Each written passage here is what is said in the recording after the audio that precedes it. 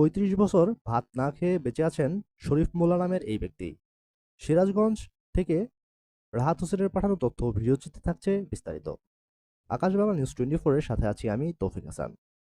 ভাত না খেয়েও স্বাভাবিকভাবে জীবনযাপন করা যায় তা প্রমাণ করে দিয়েছেন সিরাজগঞ্জ জেলার শাহজাদপুর উপজেলার রূপবাটি ইউনিয়নের শরীফ মোল্লা নামে ৩৫ বছর বয়সী এক ব্যক্তি। জন্মের পর থেকে তিনি ভাত খাননি।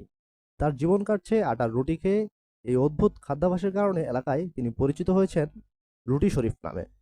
এ বিষয়ে শরীফের মা সাবেয়া বেগম জানান, ৬ মাস বয়সে ভাত খাওয়ানোর চেষ্টা করলে বমি করে দিত শরীফ। এরপর থেকে ভাত খাওয়ানোর সব চেষ্টা ব্যর্থ হয়। চাল জাতীয় কোনো খাবারই তার পছন্দ নয়, তবে আটার রুটি সহজেই তার পছন্দের জায়গা করে নিয়েছে। শরীফের মা আরও জানান, শরীফ ভাত না খাওয়ার কারণে তাকে চিকিৎসার জন্য বিভিন্ন জায়গায় নিয়ে যাওয়া হয়েছে, তবে তার সবকিছুই ঠিক আছে বলে জানা যায়। আপনি তো ওইখান থেকে আসেন বাড়ির চলে আসেন, চলে আসেন।